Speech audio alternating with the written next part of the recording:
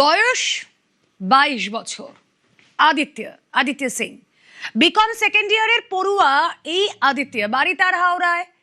এই নাকি তথ্য পাচার করছিল পাক জঙ্গিদের। আদিত্যের হাত হয়েই নাকি মন্ত্রী উমেশ রায়ের তথ্য পৌঁছচ্ছিল জঙ্গি হামিমের কাছে। জঙ্গি যোগে হাওড়ার বেলেলিয়াস রোডের বাড়ি থেকে আদিত্য সিংকে গ্রেফতার করেছে এসটিএফ।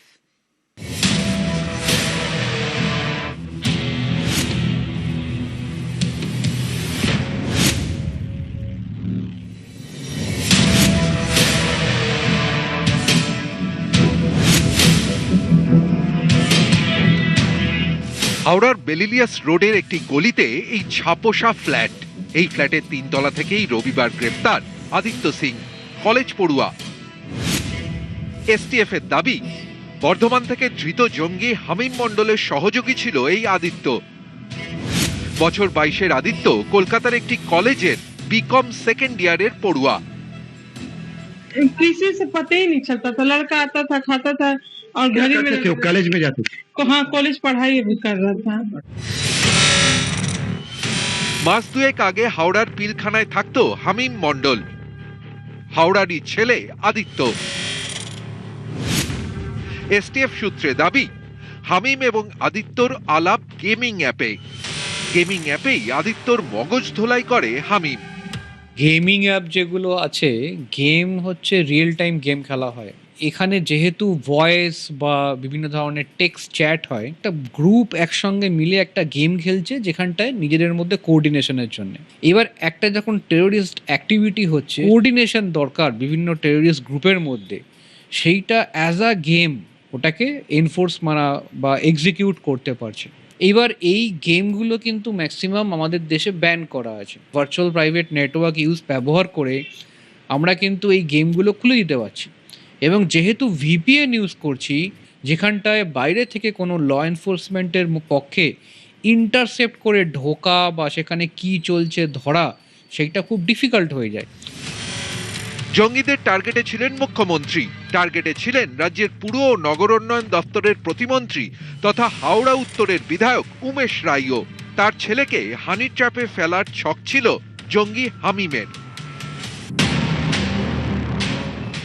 এসটিএফ এর দাবি, উমেশ রায় এবং তার ছেলের উপর নজরদারি চালানোর দায়িত্ব ছিল আদিত্য সিং এর উপর। পাকিস্তানের শেহজাদ ভাট্টি গ্যাংয়ের সঙ্গে সরাসরি যোগ ছিল আদিত্যর।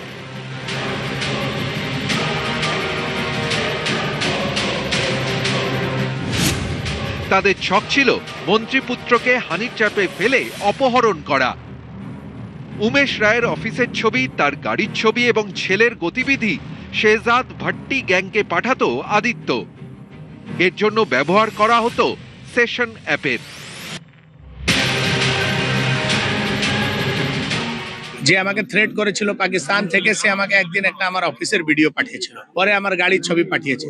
তখনই আমি জেনে গেলাম যে লোকাল কাউ না কাউকে এরা ইনভলভ করেছে, না হলে এটা পাওয়া যায় না। আমি পুলিশকে জানিয়েছিলাম, পুলিশ এর উপরে নজর রেখেছিল, এসটিএফ পুরো বিষয়টা ধরেছে। চিন্তার বিষয় আছে যে আপনি পাকিস্তান থেকে লড়তে পারেন, আপনি জঙ্গিদের সঙ্গে লড়তে পারেন, কিন্তু আপনার বাড়ির কাছে যে দেশদ্রোহীরা আছে তাদের সঙ্গে কি করে লড়বেন? মন্ত্রীর বাড়ি থেকে মিনিট 5-এর দূরত্বে হাওড়ার নমক গোলাঘাট। তদন্তকারীরা জানতে পেরেছেন, এই নমক গোলাঘাটে মাস দুয়েক আগে আদিত্যর সঙ্গে দেখা করেছিল হামিম। এখান থেকেই মন্ত্রীর তথ্য জোগাড়ের টাস্ক দেওয়া হয় আদিত্যকে। হাওড়ার নমক গোলাঘাট এলাকা, এই জায়গাটা যদি আপনারা কেউ আসেন দেখতে, আশেপাশে প্রত্যেকটা মন্দিরের মাঝখানে একটা গঙ্গার ঘাট, অত্যন্ত প্রাইম লোকেশন। এইরকম একটা জায়গাকেই বেছে নিয়েছিল আদিত্য সিং এবং হামিম মণ্ডল তাদের এই সমস্ত ষড়যন্ত্রকে এক্সিকিউট করার জন্য। তারা দেখা করে আদিত্যকে হামিম মণ্ডল একটা টাস্ক অ্যাসাইন করে। সেই টাস্ক হলো রাজ্যের মন্ত্রী উমেশ রায়, তার ছেলের এবং তার ব্যাপারে বিস্তারিত তথ্য এই আদিত্য সিংকে কালেক্ট করতে বলা হয়। বিকম পড়ুয়া আদিত্য সিং, বয়স মাত্র 22। সামনে ছিল উজ্জ্বল ভবিষ্যৎ। লেখাপড়া করে বড় কিছু হতে পারতেন, মা বাবার নাম উজ্জ্বল করতে পারতেন। জঙ্গি যোগের অভিযোগে জেলে গেলেন আদিত্য। আদিত্যর বাবা বেসরকারি সংস্থায় কর্মী। পরিবারের দাবি, মধ্যবিত্ত ঘরের ছেলে হলেও আদিত্যর চাহিদা ছিল আকাশ ছোঁয়া। এই স্বপ্নই তাকে বিপথে চালিত করেছে বলে তাদের দাবি। আমরা একটা বই এখানে দেখতে পেলাম, সেখানে লেখা আছে how to talk to anyone. Aditya কিন্তু সবসময় এই বইটা নিয়ে ঘুরে বেড়াতো। কিছু কাগজ যেখানে রয়েছে, রেপ্লিকা রয়েছে বেশ কিছু। একটা হানি ট্র্যাপ করতে গেলে যেসব কাগজপত্র লাগে বা একটি ছেলেকে ইমপ্রেস করাতে যেসবগুলি লাগে সেই সব কিন্তু আছে এই বইটির মধ্যে। বাইয়ের জান, অর্থাৎ এইরকম ধরনের চিরকুট একাধিক এই বইয়ের মধ্যে রয়েছে। পাড়ার মধ্যেই থাকতো, কম বন্ধু ছিল, কার সঙ্গে বেশি কথা বলতো না স্যার। এই শুধু ঘরে বসে কম্পিউটার ল্যাপটপে সব চালাতো। হামিম মণ্ডল, অর্পিতা সরকারের পর আদিত্য সিং, একে একে এসটিএফ এর জালে জঙ্গি যোগে অভিযুক্তরা।